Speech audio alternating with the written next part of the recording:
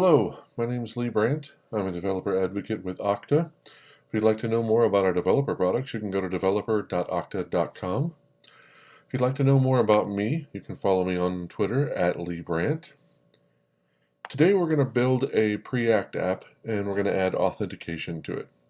Now, Preact is a slimmed down version of React. It's a super lightweight version with kind of the same API that React has, coming in at about 3 kilobytes for the main package. Preact is way lighter, but does have some things missing, and we'll take a look at some of those things because we're going to build them ourselves. So the first thing we're going to want to do is we're going to install Preact, and you'll do that with npm install-g Preact-CLI. I already have it installed, so I'm not going to run this command. If you don't have it installed, go ahead and run that. You may need to pause the video because I'm going to go right into creating the Preact example app. So we're going to use this command here. And we're just going to run it right here. Preact create default. Now the default is the template, the Preact template that we want to use. Preact has a bunch of templates that are already created. This one's just the default template. So, and we're going to call this Okta Preact example. Actually, let's call this Preact screencast. Okay. So this is going to take a few minutes. So I'm going to bend space time and pause the video and come back when this is all done. Okay. Now when this is all done, you'll get some instructions here, and basically, if you pause the video and waited for it to finish, you might think, wow, that took a really long time. Well, normally if you use something like Create React App or the Angular CLI, generally one of the first steps that you get in these instructions here is to change directories into that directory and then do an npm install. This Preact-CLI actually does that for you, so that's part of the reason why it took so long. Is it actually just installed all the dependencies into your node modules folder. So let's go ahead and we'll change directories over into that Preact screencast folder, and we'll open it up in our whatever your favorite editor is. I like Visual Studio Code. It's totally cross-platform. Works on my Linux box, works on my Mac, works on my Windows machine, so I never have a problem with it not working somewhere. And it's free. So now, once we've got it opened up here, we'll see the node modules folder here is in fact installed with everything. We've got our source directory here, and this is our basic app. And one of the other things that you'll notice is the Preact-CLI gives you a progressive web app out of the box. So it creates a manifest.json file for you, and actually when you do a production build of this, it will create a service worker for you. That's built off of Workbox. But this is about getting the app up and running. So one of the things we can do here is we can actually go ahead and run this. It says to run npm run start, but start's one of the things that npm already looks for. So you can just say npm start here and it'll work just fine. So npm start will build a development version of this. And when it's done, you'll see there's two URLs that it gives you. One is your local and the other is on your network. I told you it gives you a progressive web app out of the box.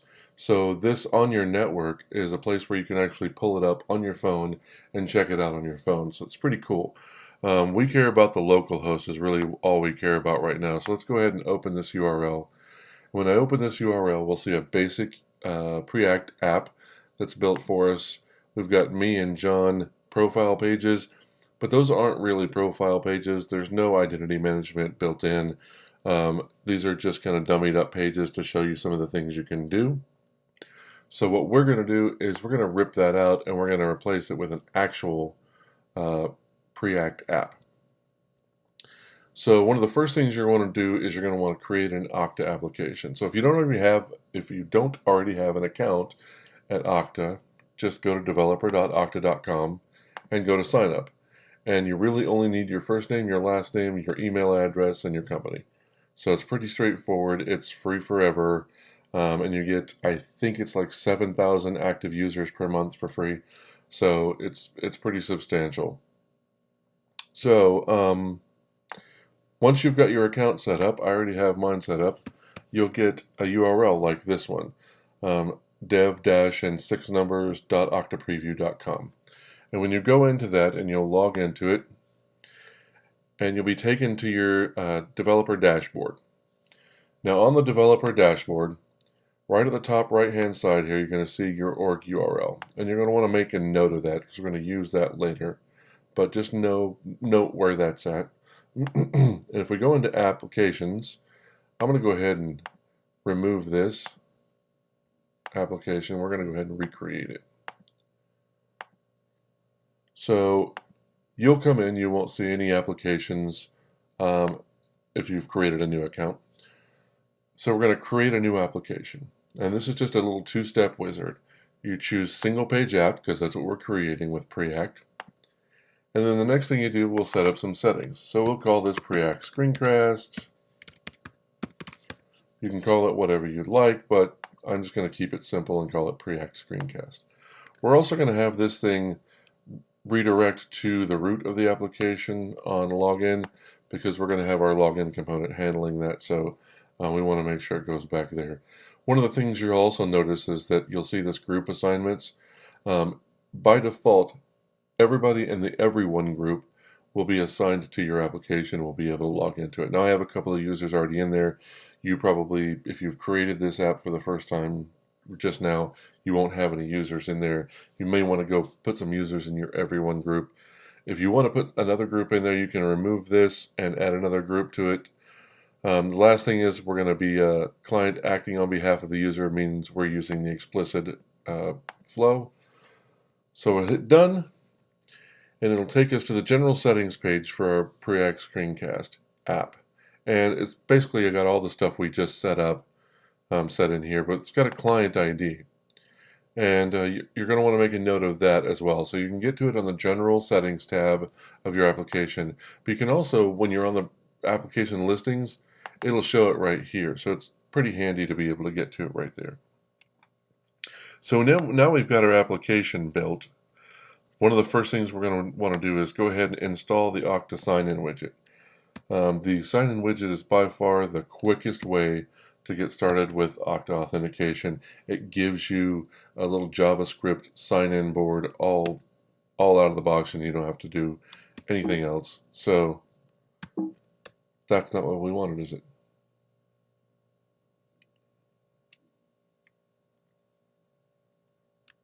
We're going to go ahead and copy this, paste it over here. And this is just npm install the @Okta sign-in widget, and with a -- save on the end of it. That'll add it to our project.json. This won't take nearly as long as starting up the application to begin with, but it may take a few seconds here to get the Okta widget and all of its dependencies installed. Now once that's installed, we'll come back to our application and we're going to create a higher order component. Now a higher order component is a component that wraps other components. So we're creating an authentication higher order component, and what it's going to do is it's going to give us all these things for every component that we wrap it with. So let's go ahead and copy all the stuff out of the authentication file here. And we'll come over to our code, and this is not really a component, it's not really an asset, so we'll create a folder called lib for all of our library style stuff. And we'll create a new file here called auth.js. Now when I cut and paste this in here, we're going to go through this one line at a time. So what we've got in here is an import of H. Now if you've ever done React, you're probably very, very used to typing import React from React. H is the library that turns rendered JSX into HTML. So we do have some rendered JSX down here at the bottom. So we're going to need that H library to do that compiling into HTML for us, or actual JavaScript. So we're going to need a route from a Preact router. Preact router is installed by default in the default template. The next thing we're going to do is we're going to bring in the widget. Now you can do it one of two ways. You can do it with this, and this may be a little bit smaller because we're bringing in the minified version, but let's go ahead and, for development's sake, we'll use it like you're supposed to use an import. And then we're going to also import some CSS for the SignIn widget. There's some basic SignIn widget that makes it a block, and then there's the theme that makes it look blue. There's lots of documentation on the developer website about how to theme the widget for yourself.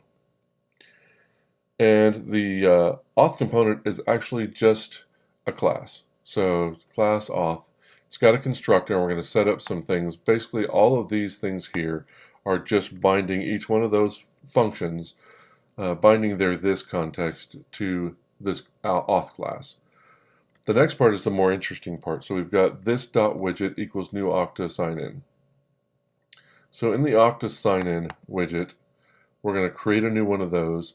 We've got the dev link already in there. All we need is the client ID. So let's go back over to here in our developer console, and we'll get the developer or the client ID from there. Come back over here and we'll paste it in. Now our redirect URI is going to be localhost 8080, just like we set up in our application when we created it.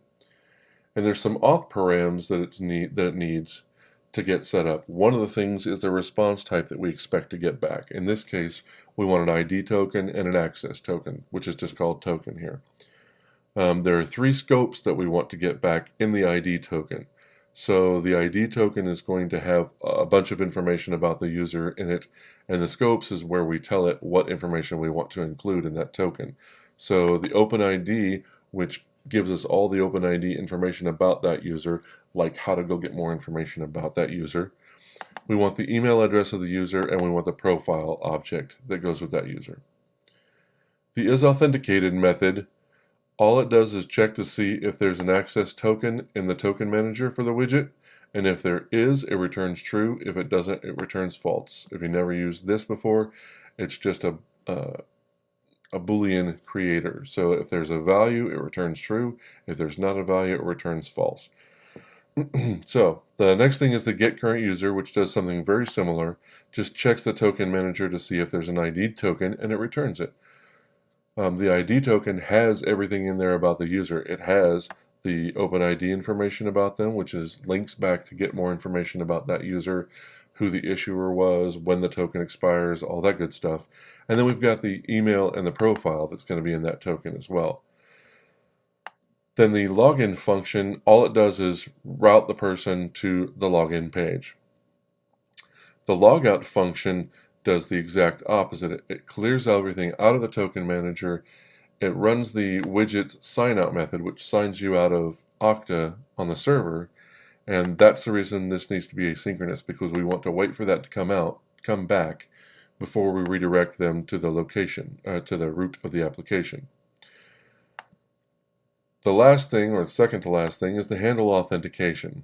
The handle authentication method takes in two tokens, and we're going to loop through each one of those tokens, and if the token is an ID token, we're just going to add it to the token manager as the name of ID token, and we're just going to shove the token in there. If the token is an access token, then we're going to add it to the token manager and we're going to just name it access token. So pretty straightforward, but we don't care about any other tokens that might have come back. There shouldn't be in this case, but in case there is, we just want to loop through them, and we don't care about any other ones. The last piece is the thing that kind of makes this a higher order function. So we're going to instantiate that auth class that we just created up there, and then we're going to export this component called withAuth, and it's a wrapped component type, and it takes the props of whatever component you're wrapping with it, and it passes them to wrapped component. Now we're going to take that auth that we created, and we're going to pass it as a prop called auth. Then we're just going to use the spread operator and spread all the other props into the props of the component. So all this does is create however many props it already has, and then an auth prop on this.props inside of any component you wrap this. So we'll see that in just a little bit. The next thing we're going to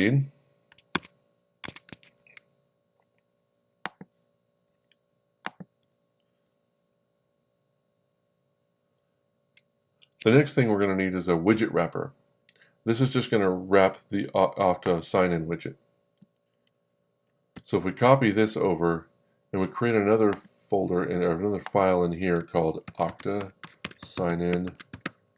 Whoa, caps lock is on.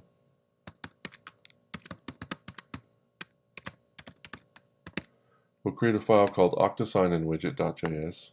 We'll go ahead and cut and paste this code in here. And all this does is it brings in H again, but it also brings in the component library from Preact. We're going to export default class Okta SignIn widget. Looks very similar to React. It extends component. We've got the same lifecycle methods. So we've got component did mount. In this case, we're going to create a prop called widget, and we're going to set this widget that we're going to create to that props.widget. Then we're going to this is the render method for the widget. And what this is going to do is going to render it to an element. So the first argument is an object that tells it what's the element that you want me to render it to. And in this case, it's this component's property that's called widget container, which we set down here. We also want to pass in this.props.onSuccess and this.props.onError, which we'll create in just a minute. And we're going to set the component will unmount. The component will unmount when the component is getting ready to remove itself from the screen. We also want to remove the widget from the screen. The last bit is the render method, and we're just going to return a div. And this little piece of code here is very slick, and it keeps you from having to do some other kind of not so nice looking stuff. And I'll tell you what it does. So the way this works is I've got this reference to this div here, and that reference takes a function. The function takes the element itself as the first argument, and all we're going to do is take that argument that is a reference to this element here, and we're going to stuff it in this .widget container. That's how we can refer to it up here, and it actually points to this div. The next thing we're going to need is a redirect component. This is one of the things that React has that Preact does not. Preact doesn't have a redirect component, and we actually need one for this particular app. So we'll just create another file here that's called redirect.js. We'll go ahead and cut and paste that code in there. This time we're only importing component from Preact. We don't need H because we're not going to actually render any JSX. So export default class redirect extends component. Pretty straightforward. And all we're going to do is on the component will mount. So right before you start to try and render anything, set the location to this.props.to.path name. So whenever you use the redirect component, it's going to take an object that has a path name in it. So that's all for the initial setup. Now we're getting into the meat of it. We're going to create a login component. So let's go all the way down here, and we've got the whole file here that says your final source routes login index file should look like this. So we're going to copy all of this code out of here, and we'll go through and take a look at what it's actually doing. So in here, we're going to go into routes, and we're going to create a folder. We're going to follow the same pattern that they've followed here, and we're going to call it login. I'm going to create a new file called index.js and a file called style.css. This is the same pattern that all the rest of them follow, so we're just going to keep following that standard pattern. Now, index.js takes my login component, and this is the first time we're going to be using that with auth higher order component. So I'm going to import H and component from Preact. I'm going to import that redirect component that we just created from over there in lib. I'm going to pull in the Okta SignIn widget from the lib folder, and that auth higher order function into a thing called with auth, because that's what we exported. So we're going to pull with auth out of that lib auth file. And the way we do this is we do with auth and we wrap the whole thing. So this is what a normal component looks like. We're just going to wrap it in with auth. So this class login extends component, we're going to set a state variable called redirect to refer equals false, and we're going to use this to decide where the person who's being referred here gets redirected to after they've logged in. If they were interrupted on their way to somewhere that they needed to be logged in to get to, this will hold on to that and refer them back to the place. So we want to make sure that we want to redirect or refer after they've logged in. The component will mount lifecycle method here is going to bring in the onSuccess and onBind, and we're just going to bind the this context to it. You could do this in the constructor. I'm just doing it in the component will mount here. And here's my onSuccess and onError. Now onError is not very exciting. We're just console logging the error. If you were doing this in production, you'd probably want to do something a little bit more meaningful with the error. But in our case, we're just going to log it to the console. The onSuccess method is a little bit more meaningful to us. So we've got our onSuccess method that takes in the tokens and passes them to the auth. This wrapped component, this higher order component, gives us a handle authentication function. So we're going to pass the tokens to it, and then we're going to set the state to redirect for true. Now they've been logged in, and we're good. So this onSuccess says they have successfully logged in, and we want to make sure that they're redirected to wherever they were going to, or to the root in our case, which is what will happen down here in the render method. So we've got render, and Preact handles the render method a little bit differently. So the render method, the signature actually looks like this. It takes props and state into it. And all I'm doing here is just deconstructing a little bit. So I'm pulling out the location property and the auth property out of props, and I'm pulling redirect to refer out of state. So then I've got a from variable here that I just say if there's a location and the location.state has a value, then set the from variable equal to the location.state. In other words, they were redirected here because we used the redirect component, remember, and so there is a location that got set. So if there's a location state, then go ahead and set it to that location state. Otherwise, just redirect to the root. Next to last, if they're already authenticated, they've come to the login page, maybe they just typed in /login, but they're already actually logged in, then we're going to check to see if they're authenticated, or there's a redirect to refer already set, meaning they've already gone through the login meaning they've already gone through the login cycle. Then we just want to go ahead and do our redirect to the from. Okay. Now, last thing, all we're going to do is return the SignIn widget, and the widget's going to be equal to the auth component's widget. The success is going to be equal to this guy's onSuccess, and the onError is going to be equal to this guy's onError. And that's the reason we created this, so that we can pass onSuccess and onError and the widget to it. Now that our login page is created, the next thing we need to do is update the user profile page. And I'll show you why. Remember I told you that the profile page is really a bunch of dummy code that doesn't really show off identity management at all. It's just showing off a couple of other things that you can do. But let's go ahead and open up our profile page, and we're really just going to gut the whole thing. So we'll take a look at what we're doing here. We've imported HN component from Preact, route from Preact router, the with auth. Anytime we want a component to be able to have access to things like is authenticated, get current user, handle authentication, anytime we want them to be able to do that, we're going to have to wrap it in this with auth higher order component. So we've got our constructor that's passing the props up to the super. Now, in the component will mount lifecycle method, I'm going to check the props auth is authenticated. In other words, are they logged in? If they are, then just go ahead and set the state's user property to this props.auth.getCurrentUser. Otherwise, we're going to route them to the login page. Now, here's our render again. We're just going to take all the props into the first one, and we're going to pull user out of state. So we're going to say return, if the user exists, then return this list of properties. Otherwise, don't return anything.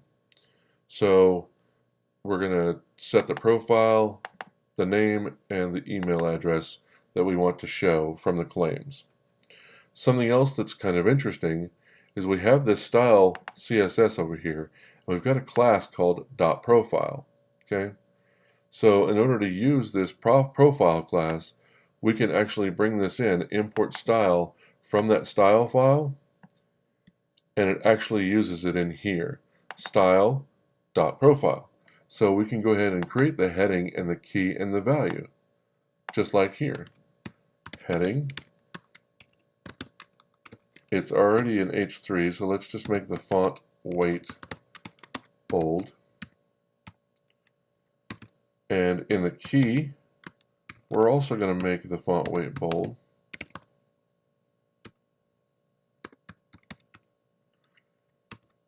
And for our value, we're going to make the font style italic. All right. Now, that's how we can use them here. Style.key and style.value. So that'll make these bold, but in the regular font. This H3 will be bold as well, like an H3 probably would. But that's how we can import those styles in Preact and use them without having to worry about keys, and you get some IntelliSense there as well. The next thing we're going to need to do is update the header component. And the thing we really need out of the header component, more than anything else, is these links. So over here in Components, Header, this index file, the thing that I care about the most is I'm going to bring in this with auth and wrap it in the with auth higher order component. I'm going to be using link from Preact Router in the inside of the match portion of Preact Router and importing style again.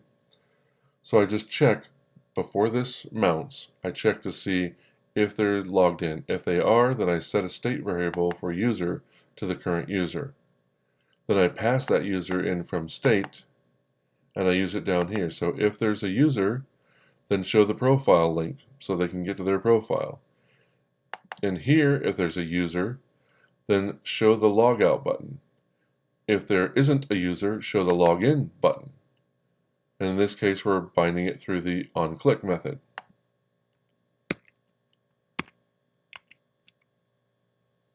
Last but not least, we need to change our routing. So we want to be able to route to the profile and to the login page now. So this is pretty straightforward, but let's go through it. Here's our profile page. No, our app page is what we care about. So on our app page, we're going to go ahead and replace this. And we brought in our login component, and it's actually in routes lowercase l login because we followed their convention. We've got our handle route up here just like we did before, and all we really changed is the profile just goes to profile with no parameters being passed to it, and the login component handles the login route. With all that said, we should be able to run our new React app.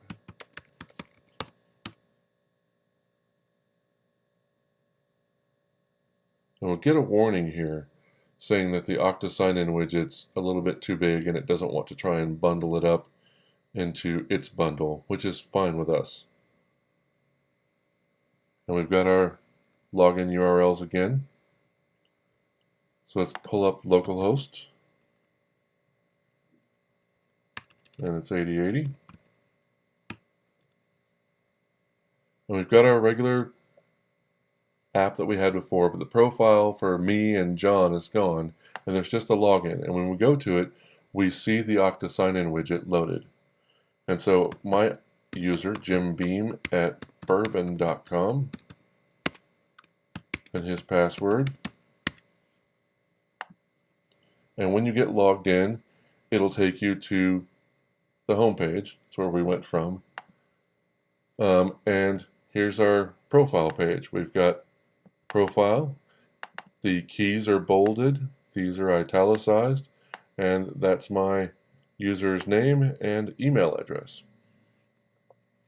So if you'd like to know more, if you want to see the step-by-step here, the blog is just here on developer.okta.com. It's called Build a Preact App with Authentication.